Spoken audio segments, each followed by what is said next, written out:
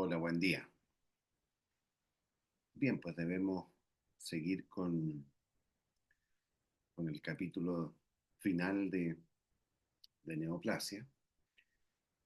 Oye, lo primero es confirmarles hasta ahora la segunda prueba es el 5 de mayo. Eh, yo ese día voy a ir para estar allá de tal manera de apoyarlos si tienen alguna duda, con alguna pregunta. Así que cuenten conmigo ese día.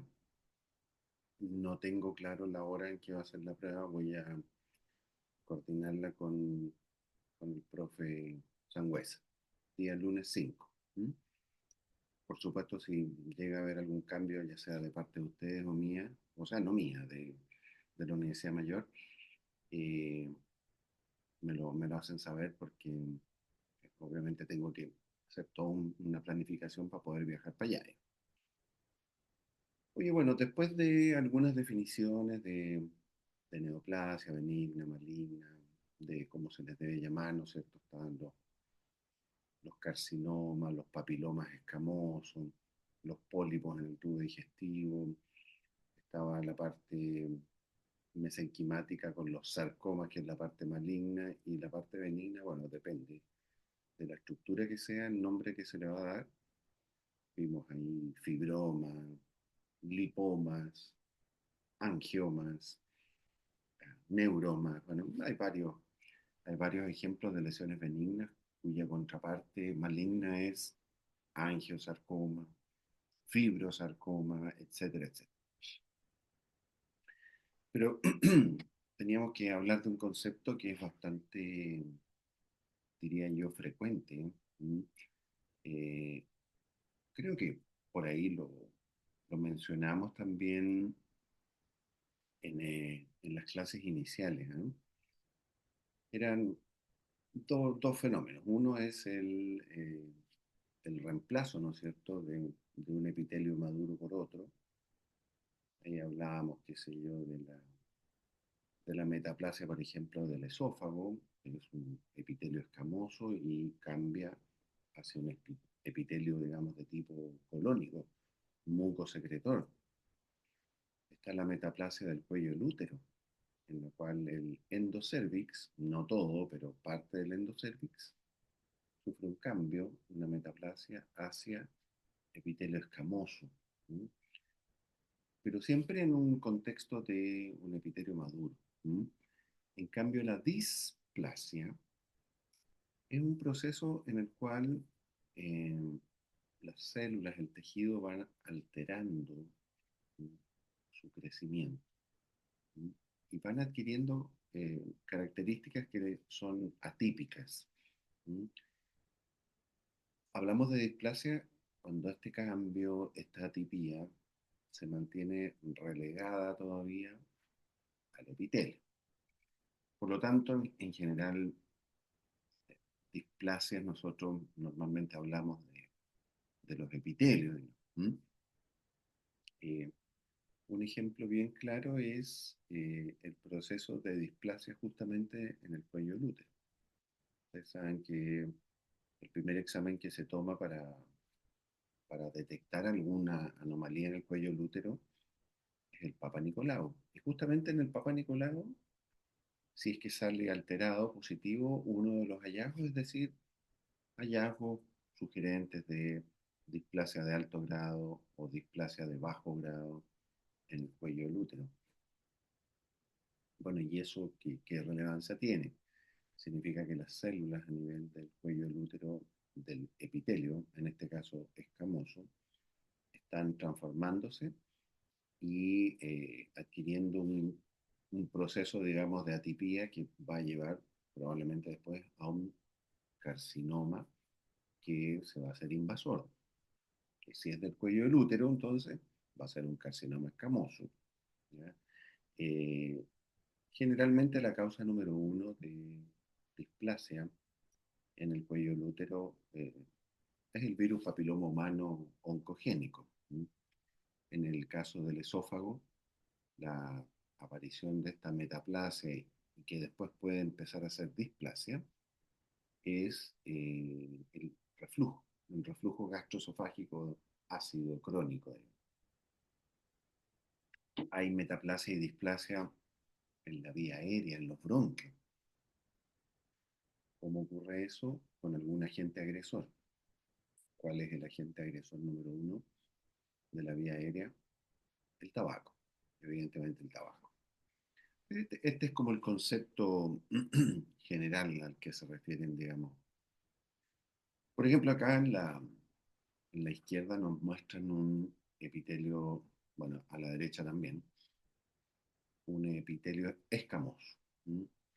Acá, bueno, es bueno que recuerden ustedes cómo es el epitelio escamoso normal. Es un epitelio bastante maduro, las células más proliferantes están en la zona basal y después el epitelio va creciendo de manera muy ordenada hasta llegar a la superficie y descamarse.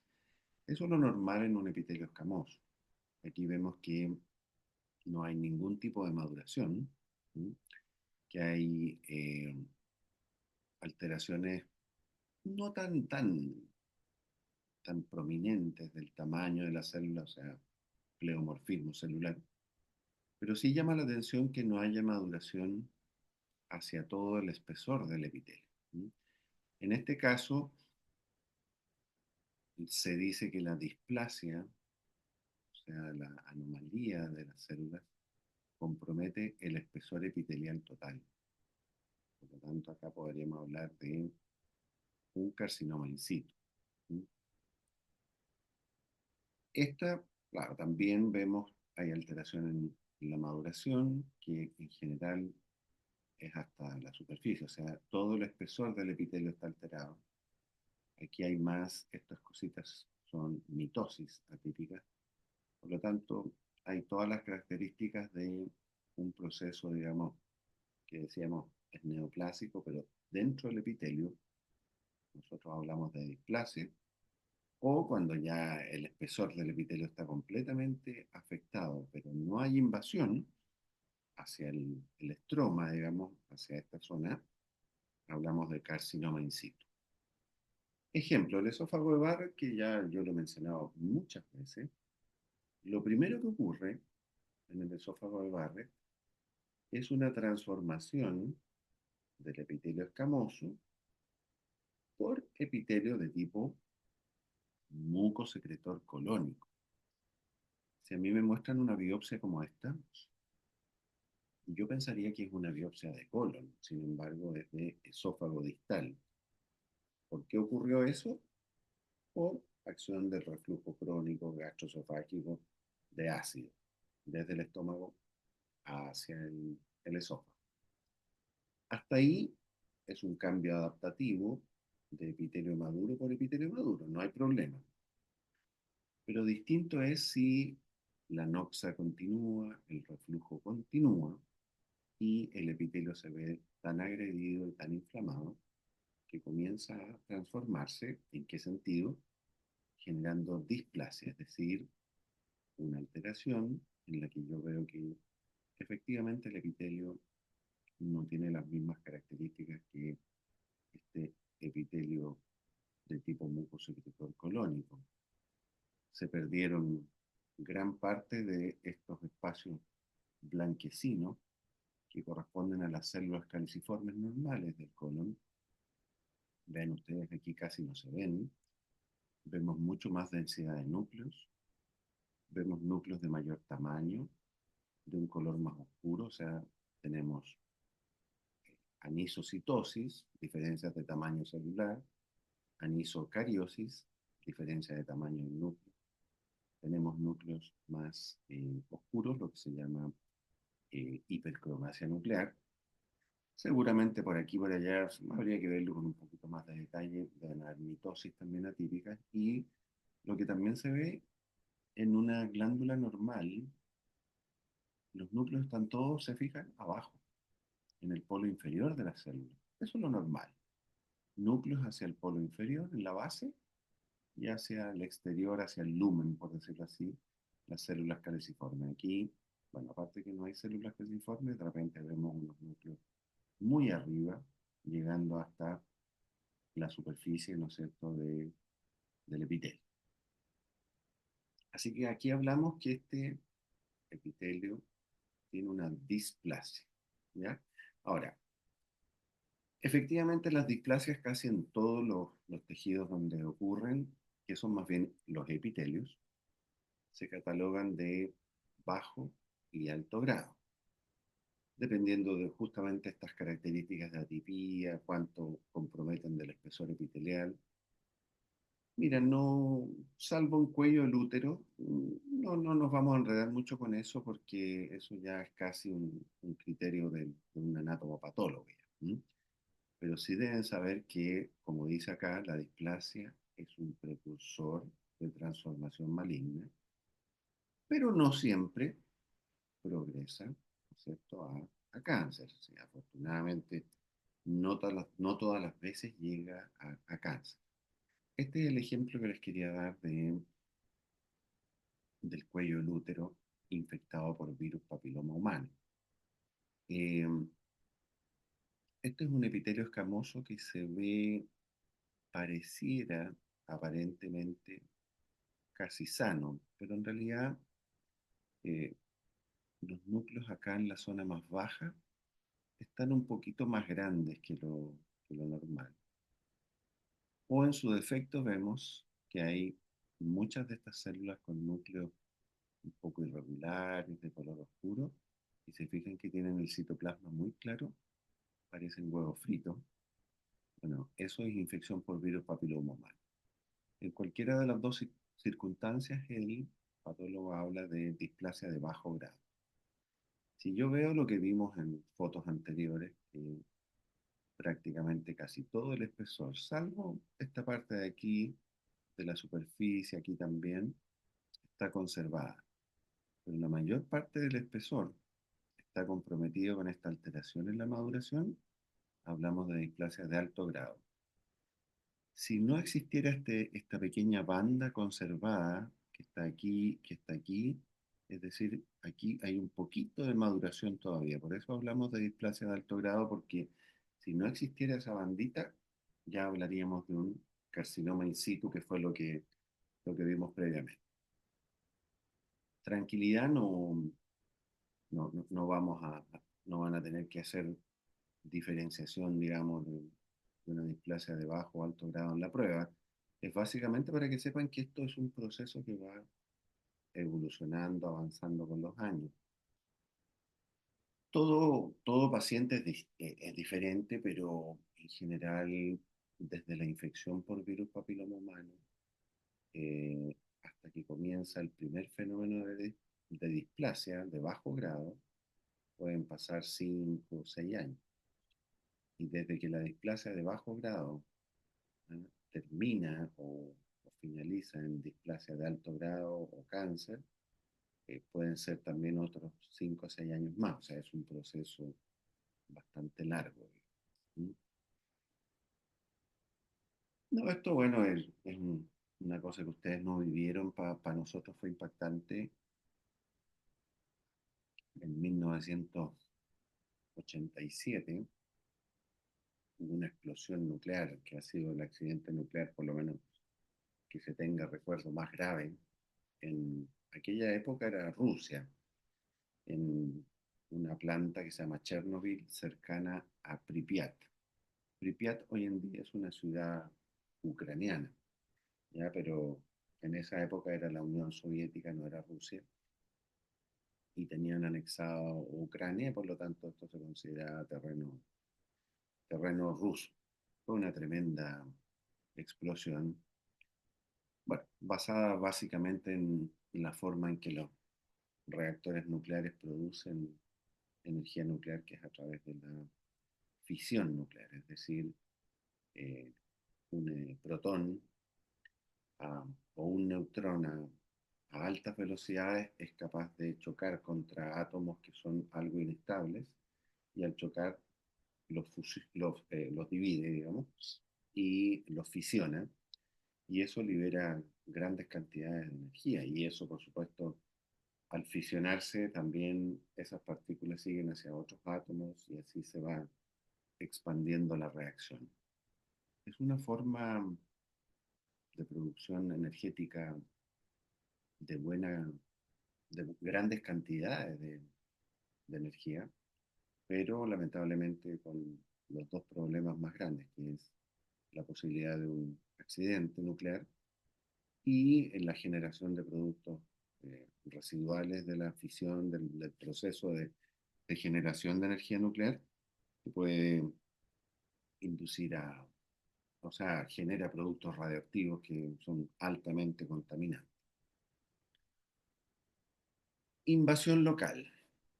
Evidentemente, la invasión local, normalmente yo les decía, dentro de las neoplasias malignas, una de las características que tienen, aparte de la capacidad de dar metástasis, o sea, compromiso a distancia, también lo es el tema de invadir.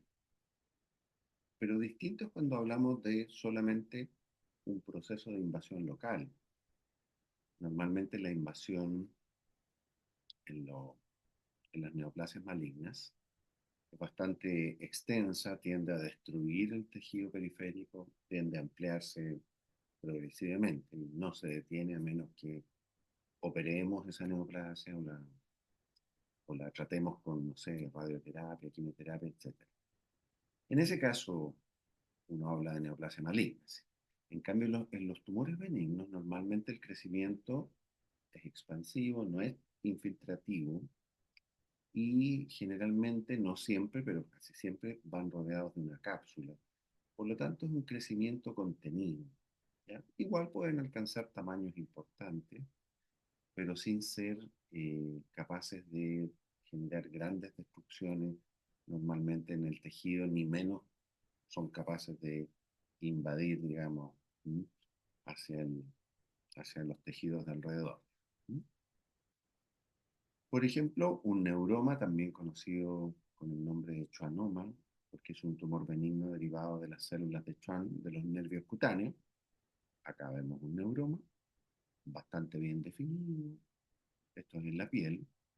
Como ven ustedes, aquí hay un folículo piloso, glándulas sebáceas, la epidermis, y seguramente el paciente refería a algún nódulo subcutáneo. Estos son molestos, son dolorosos, a veces clavan, generan dolor, los neuromas, tumor benigno. El adenoma de tiroides es una lesión, fíjense ustedes, tiene una buena cápsula. ¿Sí? Acá está el tumor, este es tiroides sano.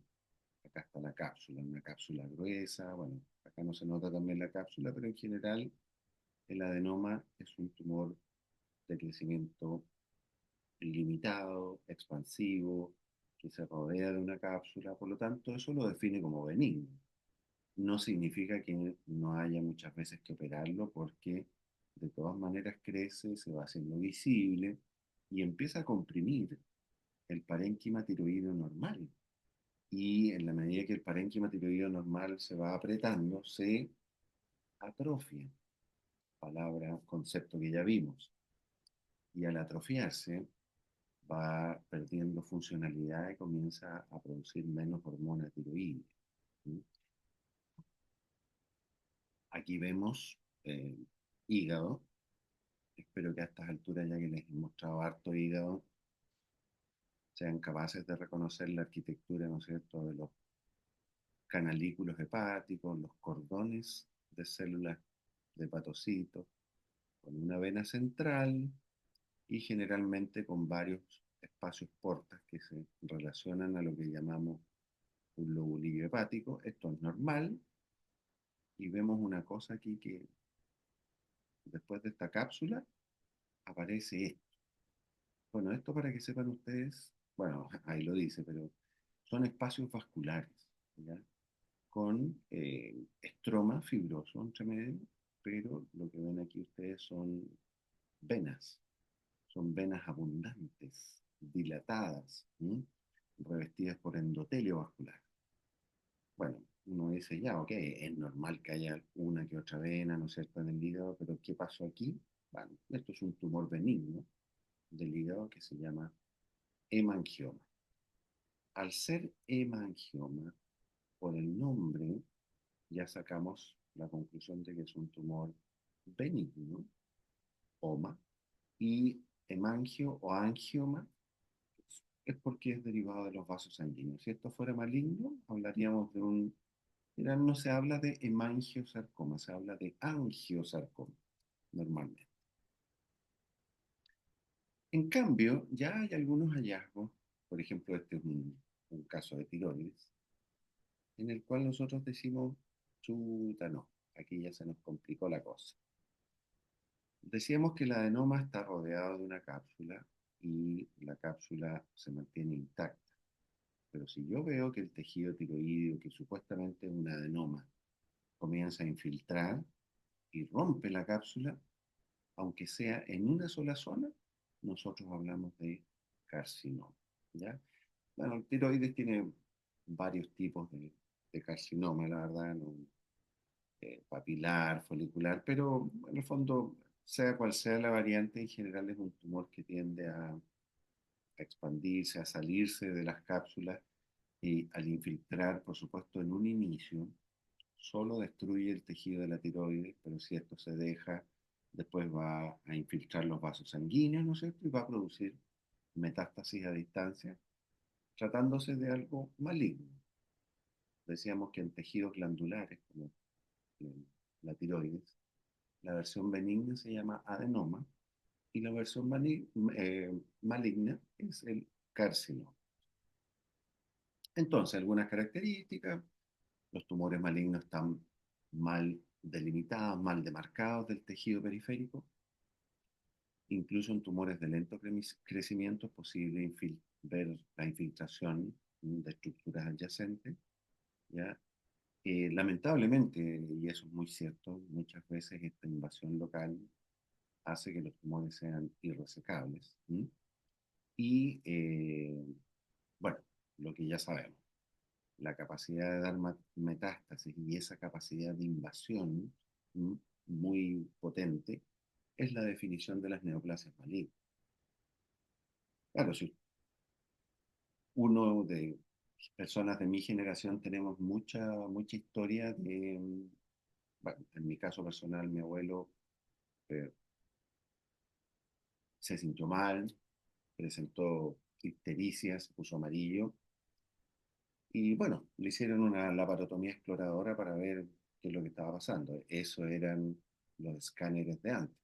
Las resonancias de antes era laparotomía exploradora, cuando no había otra manera de averiguar qué es lo que estaba pasando. Y al abrirlo, claro, tenía una gran masa hepática que infiltraba vesícula, páncreas, pero el tumor era primario de hígado. Y en el caso de él lo que se hizo fue abrir y cerrar. Hoy en día eso ya no existe. Hoy en día tú tienes toda una etapificación antes, con exámenes, en el que te pueden decir, sí, mira, lamentablemente tu tumor infiltra hígado, páncreas, un poco el duodeno, pero en vez de decirte, sabe que hasta aquí nomás, no, siempre va a haber una opción de radioterapia, inmunoterapia, quimioterapia, terapias biológicas, etcétera, etcétera. Así que, bueno, hoy en día estamos en un periodo mucho mejor, digamos, de avance de la medicina y cada vez va a ser mejor, de hecho. Acá vemos la extirpación de una gran lesión, ¿ya? Ustedes dirán, ¿qué es lo que se ve aquí? Es el peritoneo, que cubre, digamos, las vísceras. En realidad es una membrana tipo peritoneal que obviamente existe hoy en día para grandes defectos, ¿sí?, en tumores, ¿no es cierto?, en las que tuvieron que sacarte costilla, músculo, además del tumor propiamente tal, la piel. En este caso era un tumor de músculo estriado, era un sarcoma derivado del tejido muscular. ¿Sí? Obviamente con la cirugía aquí se hace un gran avance en términos de resecar todo el tumor, pero estos tumores malignos son muy desgraciados, tú a veces puedes sacarlos con un buen margen y aún así ya alguna celulita se escapó hacia otra zona y puede dar metástasis. Pero bueno, obviamente el tiempo lo va a decir. Entonces, bueno, diferencia, el benigno no hace metástasis a distancia, compromiso vital o que pueda ser mortal, digamos, usualmente un tumor benigno no lo es. Claro, hay excepciones, como les decía yo, siempre van a haber excepciones en medicina. Eh, ¿En qué basarse, ¿no es cierto?, eh, para ver si un tumor es benigno o maligno? Justamente lo que uno ve, esto es como anatomopatólogo, o sea, la histopatología, ¿no? El tipo de borde, ¿ya? Si tiene un borde infiltrativo, el crecimiento, eso se ve, bueno, por el aspecto, ¿no es cierto?, digamos, celular. Y la anaplasia es lo que les decía yo antes de la diferenciación del tumor, es decir, es un tumor que se parece al tejido original, no tiene pleomorfismo, no tiene anisocitosis, tiene un borde parejo. En ese caso, lo más probable es que sea un tumor benigno. En cambio, si tiene las características contrarias, es maligno. En este caso, por ejemplo, si bien es una lesión que se ve más o menos delimitada, bueno, tiene todo el aspecto de un melanoma, ¿sí? En piel, ¿no? Y eso significa que es una lesión maligna. ¿Sí? Neoplasia benigna, fibroadenoma de la mama, un tumor bastante frecuente, les diría yo que es el tumor benigno más frecuente en la mujer, sobre todo eh, entre los 20 a los 35 años, 40 años. Es un tumor que tiene doble componente, por eso se llama fibroadenoma. Fibro es el tejido mesenquimático que está entre medio, y adenoma es la proliferación, ¿no es cierto?, de estructuras glandulares. ¿Dónde está la mama normal aquí? Aquí en el borde, vemos bastantes acinos mamarios, hay algunos conductos por aquí y por allá, pero, bueno, el resto es más que nada tejido graso, tejido adiposo y tejido colágeno. Eso es mama normal. Aquí vemos un tumor, pero que afortunadamente, y esto es lo que uno quiere encontrar, ojalá siempre, que se le saque un tumor a una mujer en la mama, encontrarse con esto que es fantástico, se saca y se soluciona el problema, versus a que aparezca, ¿no es cierto?, una lesión invasora o maligna. Este es un segmento de pulmón en el que, sin duda alguna, vemos una masa infiltrativa, ¿sí? No es de bordes muy definidos. Pueden ver un fenómeno que es habitual. Uno dice, ah, pero si está aquí nomás. Claro, pero fíjense ustedes, hay extensión también de esos blanquecinos por los bronquios, por las paredes de los bronquios. O sea, este tumor llega hasta acá por lo menos. Miren aquí cómo se extiende también. Bueno, característico esta tendencia infiltrativa agresiva en las neoplasias malignas. ¿Qué tenemos por acá? Un cáncer de mama. Un aspecto bastante característico del cáncer de mama es ser una lesión, como aquí dice, estrellada o espiculada. Efectivamente, siempre tira como estas hebras hacia el tejido alrededor, que es tejido adiposo. La neoplasia son todas estas estructuras, ¿no es cierto?, que son algunas como conductos, otras son sólidas, pero son epiteliales. Por eso esto es un carcinoma, porque esto es del epitelio de los conductos. Normalmente el cáncer de mama surge de una neoplasia de los conductos mamarios más que del lobulillo mamario. Eh, y bueno, acá volvemos a lo mismo que ya habíamos revisado. Vamos a fijarnos en los bordes, pero también vamos a fijarnos en las características citológicas. Vemos un tumor con bastante variedad de tamaños de las células de los núcleos, anisocitosis, anisocariosis. Vemos que además hay una, dos, aquí están marcaditas con flecha, una, dos, tres mitosis anormales dentro de solo este pequeño campo. ¿Puedo yo reconocer, por ejemplo, que esto es un tumor de mama? Está difícil, a menos que me digan, yo saqué esto de la mama.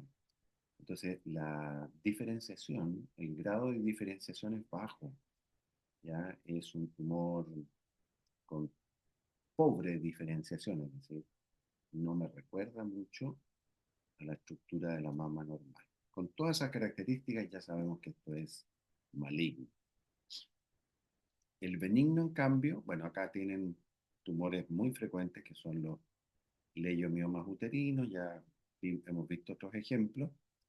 Es el tumor benigno más frecuente en el útero y generalmente la mujer ya de 45, 50 años al menos tiene un leiomioma. ¿Mm? Lo que pasa es que la mayoría son asintomáticos, a menos que sean, como en estos casos, ya de mayor tamaño o cercanos a la cavidad endometrial, que en ese caso sangran. Ya, pero en general son asintomáticos. Resulta que si yo veo un leiomioma, ¿ya? Esto parece muchísimo el tejido muscular normal. Son núcleos alargados, como es el músculo liso, son núcleos que en general tienen tamaños parecidos, no hay, digamos, mitosis atípica.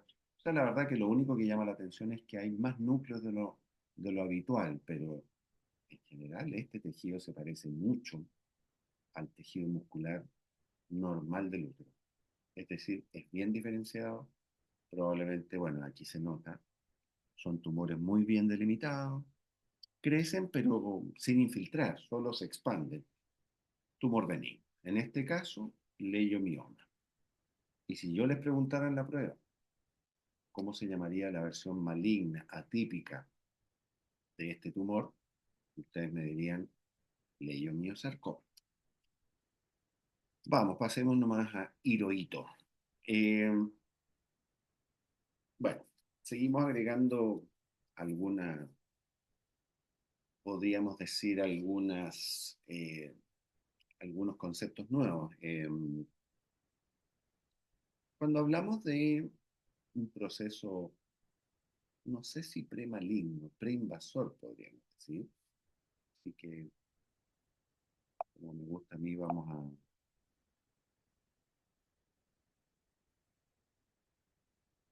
por, oh, me salí del compartir, pero bueno, lo solucionamos de inmediato. No, lo que quería yo era poner solo la diapo para poder editarla y, claro, en realidad, perdón, ¿eh? Ah, oye, no, no me quiere poner la, ese, la versión editable. ¡Ay, qué latero! Ya, ¿por qué no me dejas? Ahora me dejas. Eh, Neoplasia preinvasora, mejor usemos el nombre. Yo les comentaba que en muchos casos se hablaba de displasia, displasia de bajo grado, displasia de alto grado, ¿sí?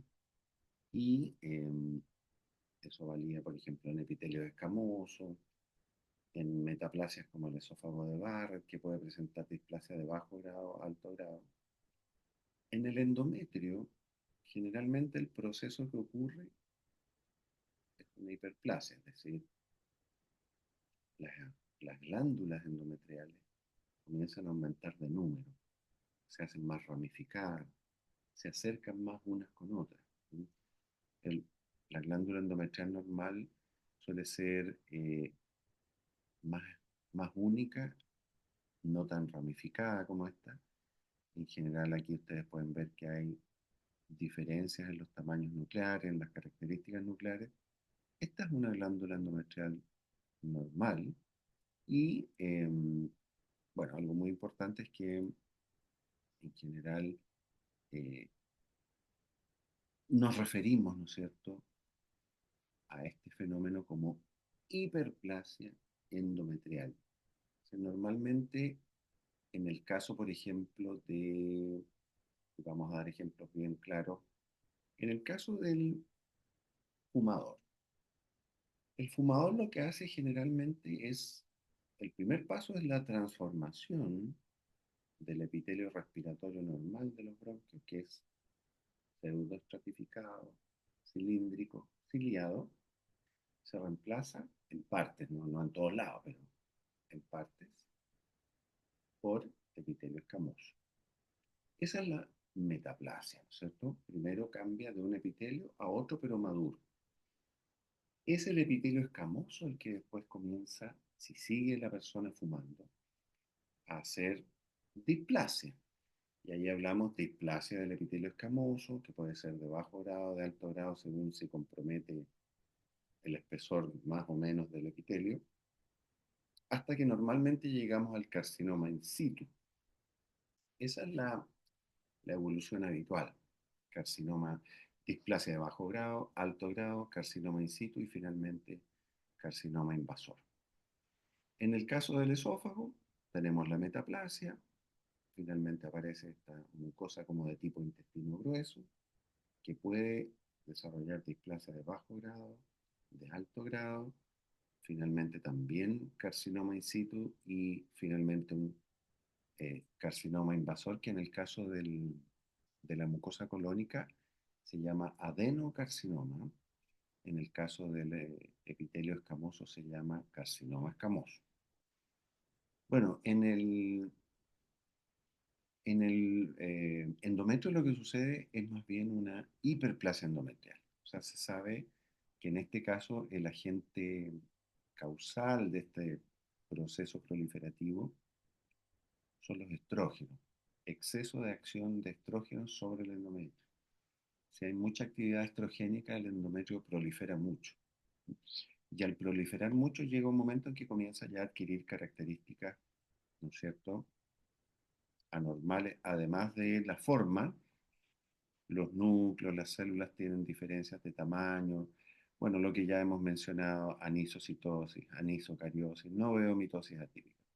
En este caso, se habla de una hiperplasia endometrial con atipías. ¿Existe una hiperplasia endometrial sin atipías? Existe. ¿Mm?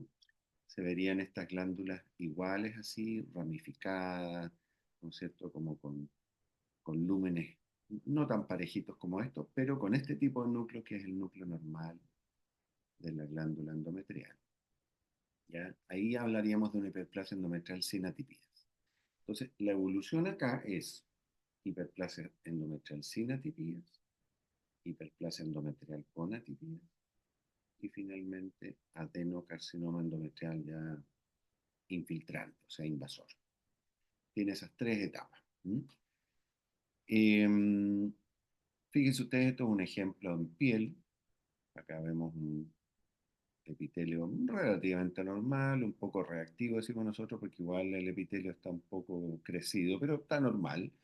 Y aquí comienza, ¿no es cierto?, a disgregarse y comienzan los brotes invasores. ¿Mm? Por lo tanto, lo que se desarrolló acá es una lesión invasora a partir del epitelio escamoso. Por lo tanto, aquí hablamos de un carcinoma escamoso, en este caso, de la piel. Pero ¿qué sucede? En realidad, ustedes me apoyarán en el sentido de que uno puede ver esta imagen digo, y la verdad es que se ve, digamos, bastante parecido a la piel, digamos, un poquito más, ¿no es cierto?, desorganizado, pero incluso se forma queratina. Por lo tanto, si bien es un carcinoma, nosotros hablamos de un carcinoma escamoso bien diferenciado porque se parece bastante eh, a la piel, ¿ya? Se parece bastante. Claro, porque si yo, bueno, voy cambiando de órganos para que vayan viendo distintas imágenes histológicas, la mama normal se dispone, ¿no es cierto?, con sus lobulillos ordenaditos, ¿no es cierto? Perfecto.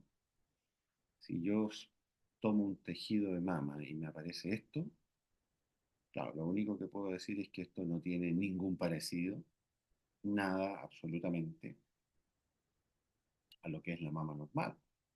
No veo conductos, no veo lobulillos. Lo único que veo son brotes de células, así como cordonales, como dice acá, solo células cordonales, brotes sólidos, ya que tienen esta disposición alargada, ¿no es cierto? y en la que definitivamente nosotros decimos aquí, yo sé que esto es mama porque el médico me informa que tomó la muestra de mama, pero si me lo hubiesen mandado sin identificar, no tendría idea de dónde es.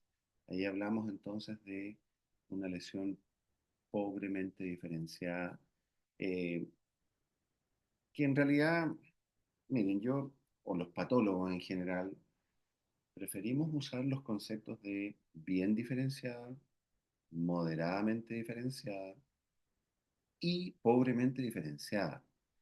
En realidad hablamos de anaplasia, es decir, pérdida completa, ¿no es cierto?, de la diferenciación, un tumor muy, muy maligno, digamos, ¿eh?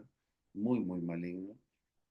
Hablamos cuando realmente las alteraciones son muy grotescas, con células, vimos por ahí algunas fotos también, células gigantes, algunas de tamaños distintos, con mitosis muy evidentes. En general, si bien acá el esquema este que saqué, ¿no es cierto?, de la literatura decía anaplasia severa, no me parece. A mí me parece que este es un tumor pobremente diferenciado de la mama. Lo más probable es que sea un carcinoma, y si hablamos por frecuencia, lo más frecuente es un carcinoma ductal. Pero yo no hablaría de anaplasia. Anaplasia solamente hay que dejarlo para tumores que realmente son extremadamente eh, mal diferenciados.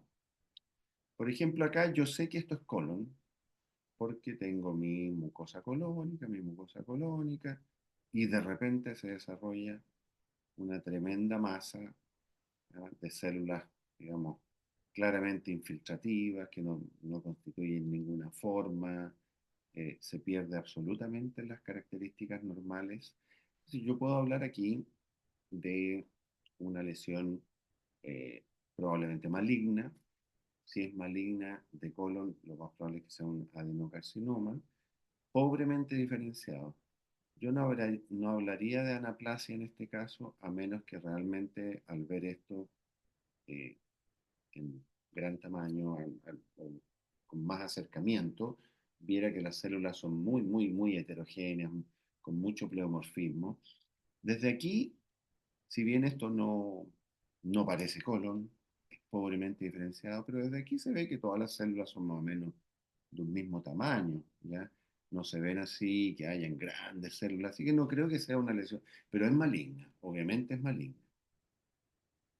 Entonces, aquí vamos a otro ejemplo, ¿ya? En el endometrio, entonces, las lesiones pueden ser hiperplasia endometrial sin atipías, con atipías y finalmente adenocarcinoma invasor, ¿ya? En el colon, generalmente, los cánceres de colon, no todos, ¿ah?, que quede claro, pero la gran mayoría de los cánceres de colon se derivan de pólipos colónicos. El pólipo colónico es una lesión muy frecuente, muy asintomática, por lo tanto, a mucha gente en general, o mucha gente tiene pólipos y no tiene idea. Generalmente son más característicos después de los 45 años, a menos que se tengan antecedentes familiares de cáncer de colon o pólipos, pueden salir antes. Y el pólipo muchas veces surge como una lesión eh, exofítica, sobresaliente hacia el lumen, pero muchas veces revestida con mucosa colónica normal. Lo que pasa es que con el paso de los meses y de los años comienza a presentar displasia, ya esa anomalía que les decía yo, que tiene que ver con que empiezan a aparecer alteraciones en los núcleos son más densos, ya hay mucho menos células caliciformes, se fijan, y esa displasia se puede clasificar en bajo grado, alto grado, igual como ocurría en el esófago de Barrett. ¿Por qué? Porque el esófago de Barrett tiene mucosa de tipo colónica, displasia de bajo grado, displasia de alto grado, y evidentemente el siguiente paso ya es un carcinoma, bueno, primero un carcinoma in situ y finalmente un adenocarcinoma invasor, en este caso del colon. Les vuelvo a repetir que si les complica pensar en chuta, ¿cómo lo voy a hacer para diferenciar displasia de bajo grado, de alto grado? Bueno, no se preocupen, en general ese no es la pega del médico general. ¿Ah? La pega del médico general es que si les llega un paciente que les puede consultar por dolor abdominal, a ver, ¿por qué me viene a ver? No, doctor, estoy con dolor abdominal. Bueno, no te van a decir eso. Estoy hinchado, me duele la guata, qué sé yo, de repente estoy constipado, otras veces tengo diarrea, ya, ok. A ver, algún antecedente.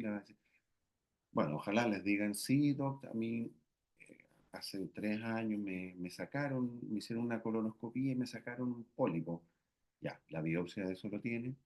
Y en la biopsia puede que diga adenoma con displasia de bajo grado. Por lo menos ustedes han de recordar que eso es una lesión que había que sacarla y si se sacó como adenoma con displasia en bajo grado, está perfecto. Se sacó en el momento preciso, sin que esto se hiciera invasor, pero también es una señal de que ese paciente podría tener de nuevo otro pólipo y generalmente se les recomienda volver a hacerse una colonoscopia. A esto me refería eh, cuando los patólogos hablamos de anaplasia de verdad. O sea, si yo veo un tumor realmente con esta variedad celular, núcleos de gran tamaño, otros pequeños, muchas mitosis, mitosis por aquí, mitosis por allá, mitosis por acá, de repente algunos núcleos como fragmentados, medio gigantes. O sea, claramente, miren, aquí esta célula tiene uno, dos, tres, cuatro núcleos, uno, dos, tres, cuatro núcleos, células multinucleadas, pero no, pero de cáncer. Bueno, en este caso estamos hablando definitivamente de una neoplasia maligna que debido a este pleomorfismo, anisocitosis, anisocariosis, mitosis atípica, hablamos que es un tumor anaplásico, ¿ya? Y generalmente cuando el patólogo, o cuando uso yo el concepto anaplasia, en realidad es para un poco justificarme, por decirlo de alguna manera. Pongamos que me dicen que esto lo sacaron de pulmón. Claro, yo podría llegar y decir, ah, bueno, como lo sacó de pulmón, esto es un cáncer, un adenocarcinoma pulmonar, pero la verdad que cuando un tumor es muy anaplásico, podría ser perfectamente que venga de otro lado y sea una metástasis. Y a veces puede ser un tumor de colon anaplásico, puede ser que venga de próstata o en el caso de mujer de mama. Entonces, cuando tú describes como patólogo un tumor anaplásico, generalmente uno coloca que la lesión es muy indiferenciada, no se puede precisar el tejido de origen, por lo tanto es necesario realizar inmunohistoquímica para precisar el origen de la célula. Y se hace una batería más o menos amplia en la que tú solicitas para ver si esto no viene de colon, no viene de mama, en el caso del hombre no venga de próstata. Se hace un panel que son generalmente 12 a 15 inmunohistoquímicas, hasta que de repente hay una que te dice, ah, sí, sí, esta venía de estómago. La verdad que eso es lo que salió positivo. Al paciente se le va a hacer una endoscopía y efectivamente uno se encuentra generalmente con un tumor gástrico más o menos importante, digamos. ¿Mm?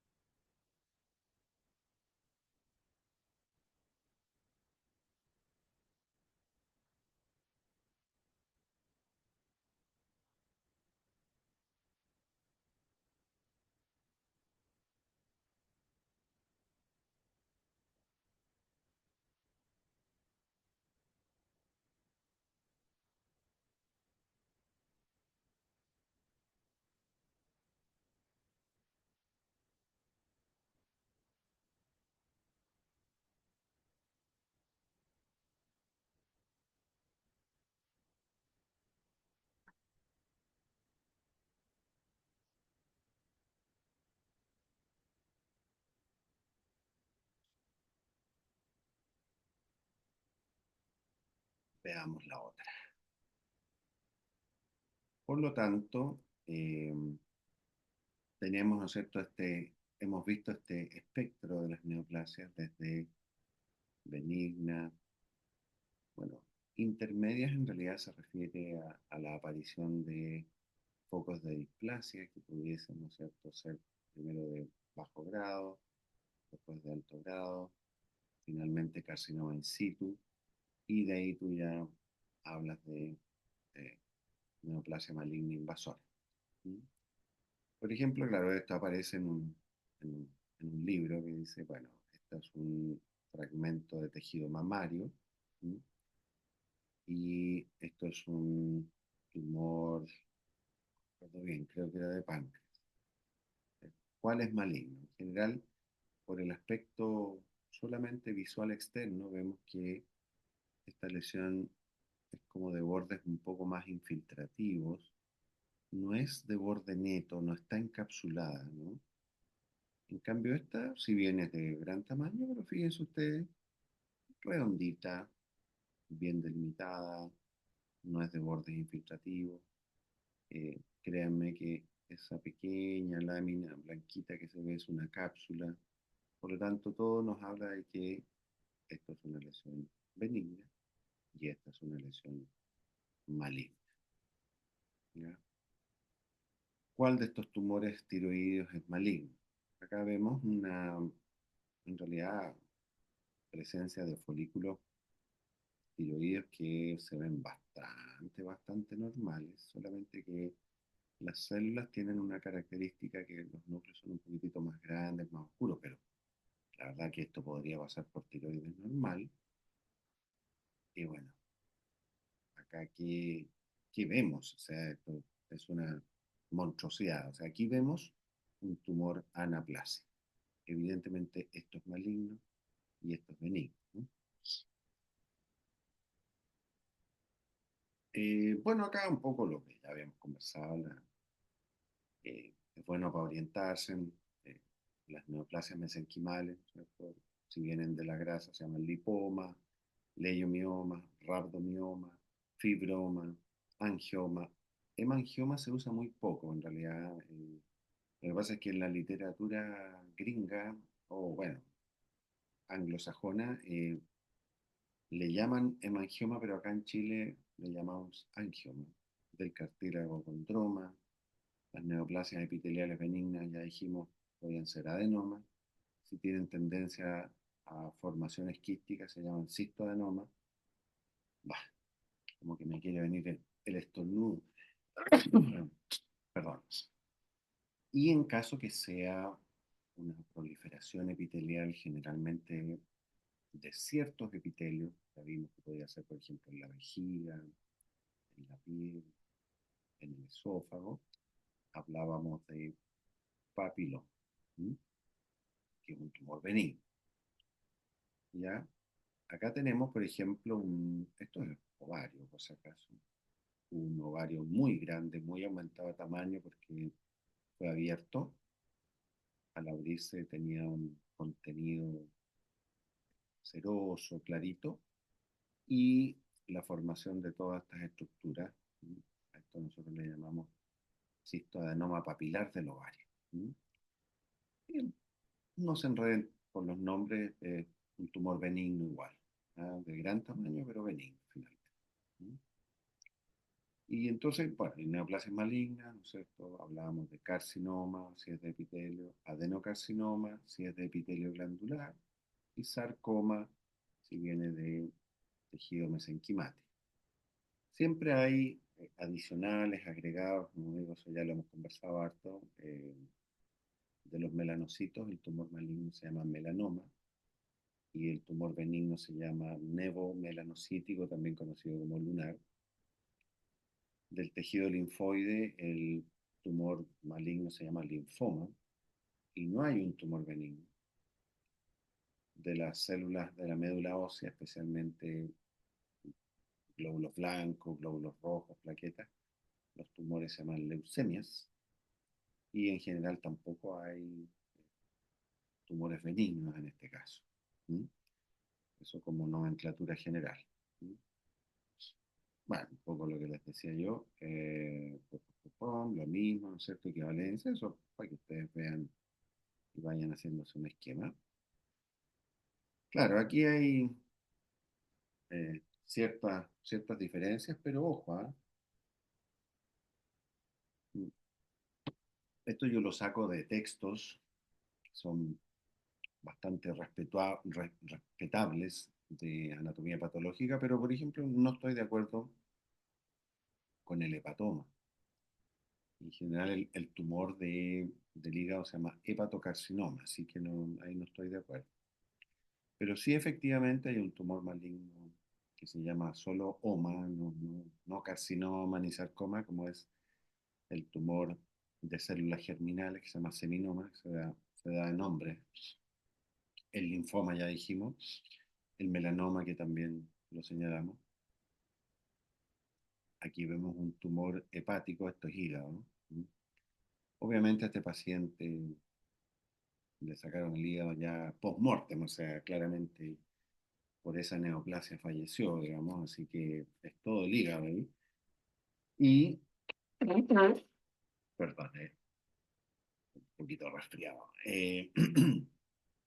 Vemos que es un tremendo tumor y que en realidad se esparce muchísimo, infiltra por muchos lugares, por lo tanto, desde ya uno, bueno, aparte de constatar que el paciente falleció, sabemos que esto es maligno. ¿Mm? Y bueno, acá en realidad el tumor está constituido por estructuras que parecen más bien conductos biliares. Por lo tanto, este es un tipo de cáncer de hígado que se llama colangiocarcinoma. ¿Mm? También conocido como adenocarcinoma de los conductos biliares, pero en general le llamamos colangiocarcinoma.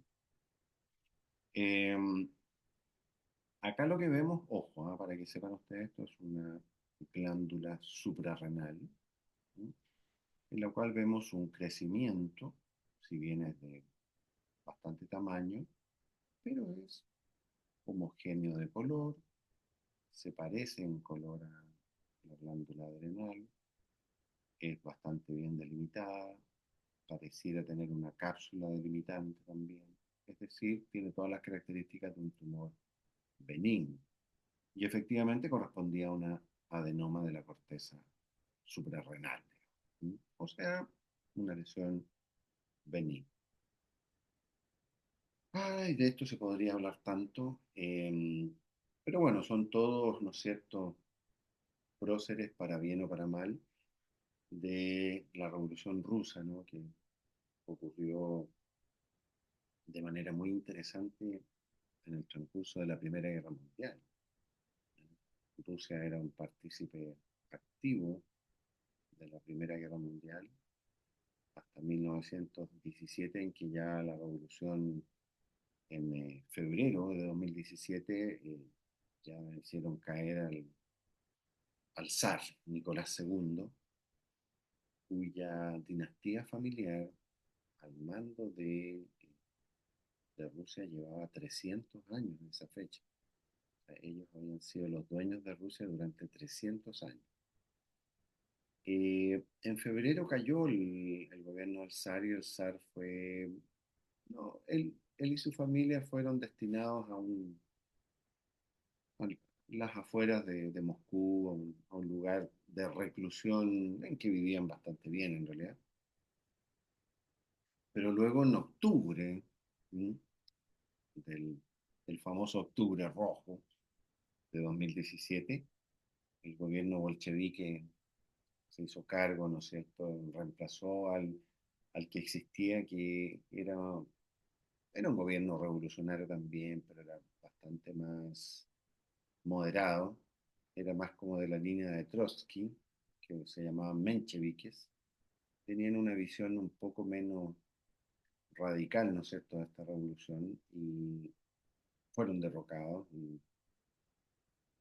ahí asumió el poder, en teoría, como nunca se le llamó presidente, en realidad ocupaba el cargo como del ay, bueno, el miembro máximo del Partido Comunista, no sé, no me acuerdo, que es el mismo cargo que ocupa Lautaro Carmona ahora. Secretario general, esa es la cosa. Entonces, con Lenin, claro, se practicó una racia bastante más potente, hubo mucho más guerra civil, más enfrentamientos, más asesinatos, más detenciones, algunas justas y la mayoría injustas, etcétera, etcétera. Y esta historia podría seguir, pero tenemos que seguir viendo, por ejemplo, que independiente de lo que estemos viendo acá, porque no les puedo asegurar qué es lo que es, esto es algo maligno, porque no puedo diferenciar de qué célula estamos hablando aquí, ¿no? De qué tejido en realidad, de qué órgano, de dónde viene esto. Acá es más fácil porque yo veo, son islotes de epitelio escamoso que están infiltrando, entonces ya sé que esto es un carcinoma escamoso. Puedo al menos eh, diferenciar y saber de dónde viene el tejido a pesar de que es maligno. Bueno, ya decíamos que muchas de las neoplasias vienen de etapas previas, displasia o carcinomas in situ, y de ahí se transforman en invasores. Y carcinoma in situ, en el fondo, se refiere al compromiso del espesor epitelial completo, ¿m? Completo, completo, que evidentemente es previo, ¿m? A la aparición de una neoplasia invasora. Acá vemos en mucosas orales el epitelio escamoso de mucosa oral. Acá vemos el urotelio o epitelio transicional de la vejiga, que también tiene una alteración en la maduración que es completa de todo el epitelio, pero también se ve y mucho en la mama, ¿ya? Y de hecho lo ideal, cuando a una mujer le aparecen mamografías alteradas, generalmente esa alteración son microcalcificaciones y muchas veces esas microcalcificaciones ocurren, como pueden ver ustedes, al interior de los conductos mamarios que tienen carcinoma in situ. Si tú las logras detectar con la mamografía, el cirujano de mama las va a operar, va a sacar esa zona alterada, la va a mandar a biopsia y muchas veces vamos a encontrar el tumor en etapa in situ y no invasora, lo que es lo ideal, obviamente. Eso mejora el pronóstico enormemente de una paciente. Aquí ven ustedes bastantes ejemplos de órganos, digamos, en los que puede haber carcinoma in situ. ¿Mm? Metástasis, ya dijimos, es esta diseminación, ¿no es cierto?, a distancia que define a una neoplasia maligna. ¿Mm? Tiene toda una biología que explica la capacidad de estas células de alguna manera, invadir la pared de los vasos sanguíneos y pasar a la circulación para luego implantarse en algunos órganos. ¿Mm? Eh, Ahora, es curioso que eh, algunos, no algunos, muchos tumores malignos tienen cierta preferencia, ¿eh? Eso se ha investigado hasta el día de hoy porque es muy característico, por ejemplo, que el carcinoma de mama da metástasis en los huesos, da en otras partes, en el pulmón, que se en otras partes, pero da mucha metástasis en los huesos, ¿no? Llama mucho la atención esa como afinidad que tiene el cáncer de mama por irse a los huesos. ¿Mm? Obviamente una neoplasia va a ser más capaz de hacer metástasis si es pobremente diferenciada o si es anaplásica, o sea, no se diferencia absolutamente nada. Esas son más agresivas. Por supuesto que va a ser más metastásica una neoplasia que sea más invasora localmente porque va a penetrar más vasos sanguíneos con mayor capacidad de metástasis. Eso generalmente se acompaña de neoplasias que son de crecimiento muy acelerado y de grandes tamaños. ¿Mm? Ahora, hay excepciones, ¿mm? Pero las excepciones no hacen la regla. Yo prefiero que se queden con esta idea. Los tumores más grandes, de crecimiento muy rápido, ¿ah? Con alta capacidad invasora local, son los que más metástasis producen. ¿Mm? Ojo, esta es una estadística que, claro, es lamentable, no es culpa de nadie, pero ya la mayoría de los tumores al momento de ser diagnosticados tienen, o sea, no la mayoría, disculpen, el 30% de los tumores, al ser diagnosticados, por lo menos acá en Chile, ya tienen metástasis. Es decir, de cada tres personas a las que les diagnostican un cáncer, es probable que ya una de esas tres tenga metástasis y por lo tanto su pronóstico es malo. Bueno, acá hay ejemplos de eh, neoplasias pequeñas que tienen alta capacidad de metástasis porque son bastante agresivas. Las dos son de piel, bueno, hay otros ejemplos en otros órganos, pero les doy el ejemplo de piel porque verdaderamente los melanomas y otro tumor que sale en la piel que se llama carcinoma neuroendocrino de Merkel, basta este tamaño muchas veces, este tamaño del melanoma, y ya se han diseminado, y por ende el pronóstico es muy malo.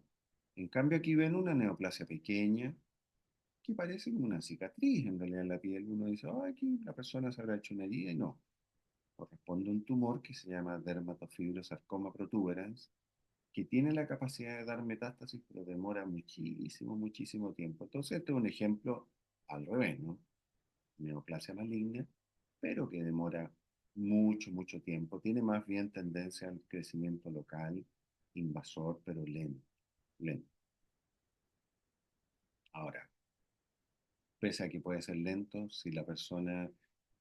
Mira, estas cosas ocurren poco hoy en día. La mayoría, sobre todo si tiene este tipo de tumor en la cara, va a preguntar mucho antes, pero por distintas razones, a veces justificables, otras veces no, los pacientes pueden pasar más de 15 años. Este paciente consultó cuando él señalaba que se había sentido el primer porotito hace 18 años atrás. Entonces, claro, obviamente, después de 18 años, tuvo la suerte de que esta lesión, a pesar de lo gigante, no había metastizado. Y eso que era un tumor maligno, el dermatofibrosarcoma protuberans. Así que tuvo esa, dentro de lo malo, tuvo esa suerte. Bueno, en la siguiente grabación vamos a ver las vías de diseminación de las neoplasias, que son principalmente, ¿no es cierto?, vía sanguínea, vía linfática, pero también, dependiendo del tumor, puede ser a través de las superficies o cavidades corporales. ¿Sí? Pero eso lo dejaremos para otro, para no hacerles tan pesada esta clase. Se las envío hoy día mismo, hoy en la noche grabo otra para enviárselas y yo creo que vamos a tener que tener otra más, ¿no? Para que se entretengan harto ahí. Así que dejé de compartir y ahora